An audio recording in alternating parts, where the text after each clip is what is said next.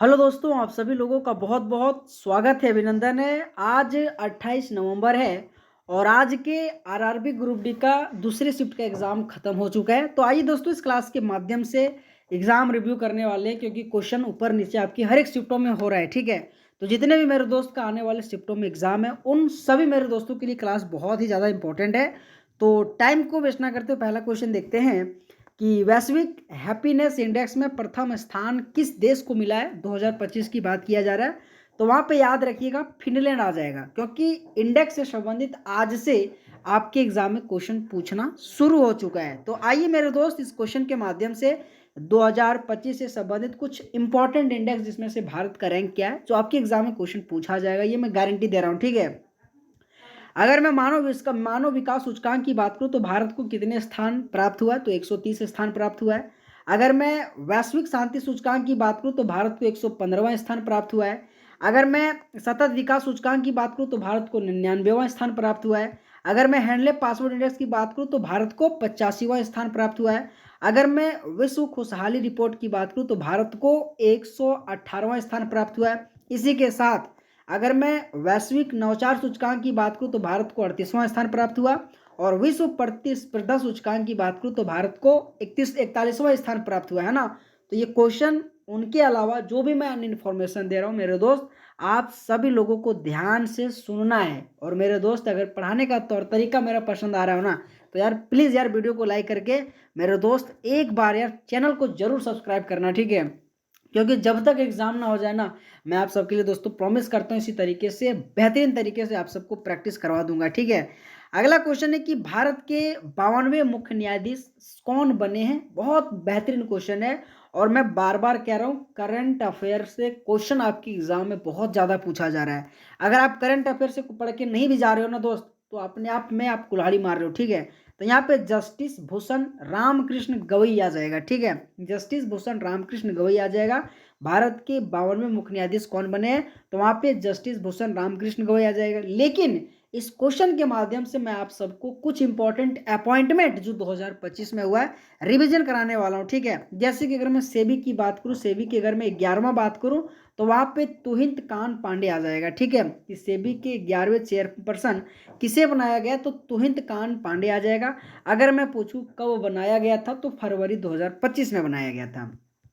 इसी के साथ अगर मैं डीजीसीए की बात करूं, डायरेक्टर जनरल, तो कौन है, तो अभी फैज अहमद गिदवई, जो आपके एनटीपीसी का एग्जाम हुआ था ना, इसमें से क्वेश्चन पूछा गया था कि 2025 जनवरी में नियुक्त जो आपके डीजीसीए कौन बने हैं, तो फैज अहमद गिदवई आ जाएगा।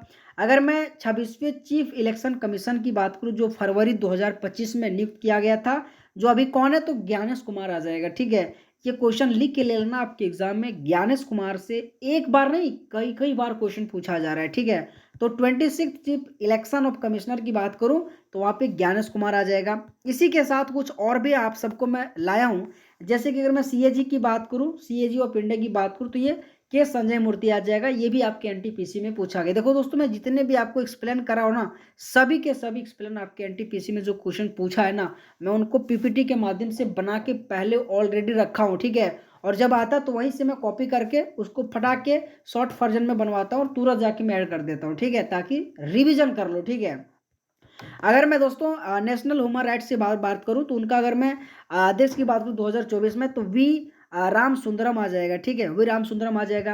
अगर मैं के की बात करूं नवंबर 2024 में, तो के संजय मूर्ति आ जाएगा। ठीक है, तो ये सब पॉइंट आप सबको ध्यान देना है, और मैं अपने घर से बना के नहीं लाया हूँ, आपके एग्जाम में क्वेश्चन पूछा गया है।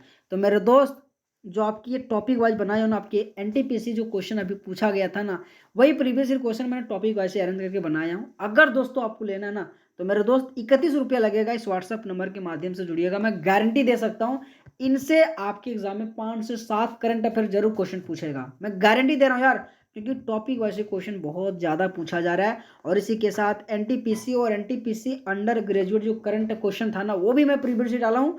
और इसी के साथ जनवरी से लेकर अक्टूबर तक टॉप 50-50 क्वेश्चन डाला हूँ। लेकिन यहाँ पे स्टैटिक जीके भी आपको कवर करके जानी है, क्योंकि डिजीज हो, अनुच्छेद हो, विटामिन हो, पुस्तक लेखक हो, लोक नृत्य, शास्त्रीय नृत्य, फुल फॉर्म, कंप्यूटर से भी क्वेश्चन पूछा जा रहा है।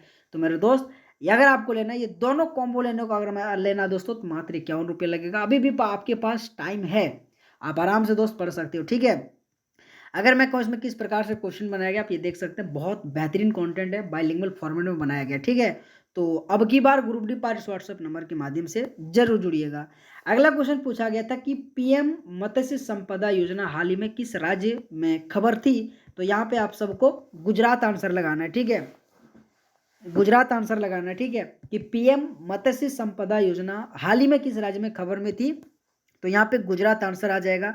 अगला क्वेश्चन है कि विश्व हिंदी दिवस कब मनाया जाता है। देखो, अगर मैं हिंदी दिवस की बात करूँ ना, तो यहाँ पे आप सब लोगों को 10 जनवरी आंसर लगाना है, ठीक है, कि हिंदी दिवस कब मनाया जाता है, तो 10 जनवरी लगाया जाता है। लेकिन यहाँ पे हिंदी दिवस के अलावा भी आप सबको कुछ इंपॉर्टेंट याद रखनी, जैसे कि अगर मैं राष्ट्रीय युवा दिवस की बात करूं मेरे दोस्त, तो 12 जनवरी को मनाया जाता है। अगर मैं थल सेना दिवस की बात करूं तो 15 जनवरी को मनाया जाता है। आपके एग्जाम में ये ज़्यादा इंपॉर्टेंट पूछा जाता है कि राष्ट्रीय प्रौद्योगिकी दिवस कब मनाया जाता है, जो बहुत लोगों को नहीं याद रहता है। मैं बार बार कह रहा हूँ, याद रखिएगा कि राष्ट्रीय प्रौद्योगिकी दिवस कब मनाया जाता है, तो 11 मई आ जाएगा। इसी के साथ राष्ट्रीय खेल दिवस की बात करूँ तो आपके 29 अगस्त आ जाएगा। लेकिन इस क्वेश्चन के माध्यम से अगर मैं 10 दिसंबर की बात करूँ तो राष्ट्रीय मानवाधिकार आयोग दिवस के रूप में मनाया जाता है।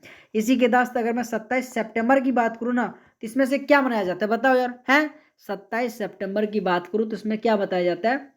दोस्तों आप कुछ याद करो यार, जैसे कि अगर मान लो तुम कहीं पिकनिक वगैरह वगैरह में जाते हो, घूमने वगैरह में, तो इसी तरीके से रिलेट करके कुछ है। तो दोस्त मेरे को याद नहीं आ रहा है, ठीक है, लेकिन आप सब लोगों से रिक्वेस्ट है, एक होमवर्क आप सबको देना कि 27 सितंबर को कौन से दिवस के रूप में मनाया जाता है। बहुत इंपॉर्टेंट है, याद रखिएगा। 29 अगस्त तो आपके एग्जाम में पूछा ही जाता है, राष्ट्रीय खेल दिवस के रूप में मनाया जाता है। तो ये सब छोटे छोटे पॉइंट आप सब लोगों को याद रखना है, ठीक है। तो क्वेश्चन क्वेश्चन दोस्त मेरे दोस्त पूछा जाता है।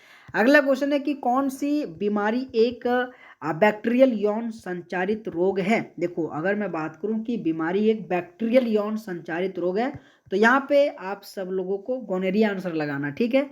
गोनेरिया इस क्वेश्चन का राइट आंसर आ जाएगा, जो बहुत इंपॉर्टेंट क्वेश्चन है, जो आपके एग्जाम में क्वेश्चन पूछा जा रहा है। दोस्तों मैं एक बात आपसे कहूँ, अभी भी अगर आपने मेरे दोस्त मेरे बात अगर नहीं भी सुना, लेकिन सुन लो आज।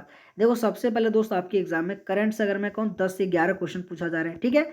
उसमें से दोस्तों आपके एग्जाम में पुरस्कार एवं सम्मान, अगर मैं बात करूँ इंडेक्स अभी वर्तमान में कौन क्या है, इसी के साथ अगर मैं बात करूँ पुरस्कार एवं सम्मान, इंडेक्स वर्तमान में कौन क्या है, स्पोर्ट्स, करंट अफेयर, 4 टॉपिक जो है ना मेरे दोस्त, करंट अफेयर से संबंधित 4 क्वेश्चन पूछा जा रहा है। इसी के अलावा आप सबको दोस्तों याद रखना है, जैसे कि अभी कौन कौन से ऐसे जो समिट है ना, जो कहाँ कहाँ पे जो कि हुआ है, तो समिट से संबंधित आपको 2025 के जितने भी अब तक हुआ है, याद रखिएगा। ये 1 2 3 4 5, ये 5 टॉपिक आप सबको मेरे दोस्त याद करके जाना पड़ेगा, ठीक है, क्योंकि क्वेश्चन पूछा जा रहा है। और वैसे दोस्त अगर मैं बात करूँ तो 4 से 5 क्वेश्चन आपको, और भी थोड़ा हाई लेवल में अगर आप अंदर जाओगे तो आपको दोस्त उतना याद करना है, मतलब 4 5 9 क्वेश्चन आप करीब हर एक शिफ्ट में पूछा जा रहा है। बाकी बात दोस्त, जो आपके साइंस से क्वेश्चन पूछा जा रहा है, थोड़ा बहुत हाई लेवल से आ रहा है, लेकिन दोस्त घबराने की बात नहीं, मेहनत करते रहो, ठीक है, क्योंकि मेहनत जितना करोगे ना यार, उतना बेहतरीन चला जाएगा।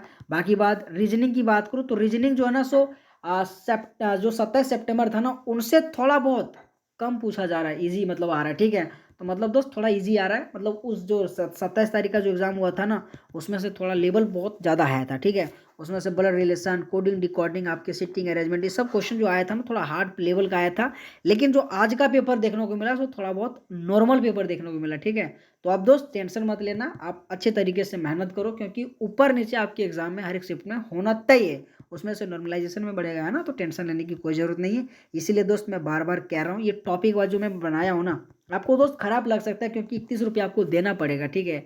लेकिन 31 रुपये लेने के लिए मैंने बहुत मेहनत किया हूँ। आपके जो एनटीपीसी का एग्जाम हुआ था ना, उसमें क्या क्या क्वेश्चन पूछा गया था, मैंने वैसे क्वेश्चन अधिकतर डाला ही नहीं हूँ। मैं वही चाहता हूँ कि जितने भी क्वेश्चन पूछा गया वही मैं आपको दिया हूँ। जितने भी आपके एनटीपीसी अंडर ग्रेजुएट हो, आपके ग्रेजुएट लेवल का जो पेपर हुआ था, उसमें जो भी वर्तमान में कौन क्या है, पुरस्कार सम्मान, स्पोर्ट्स, करंट अफेयर, सरकार की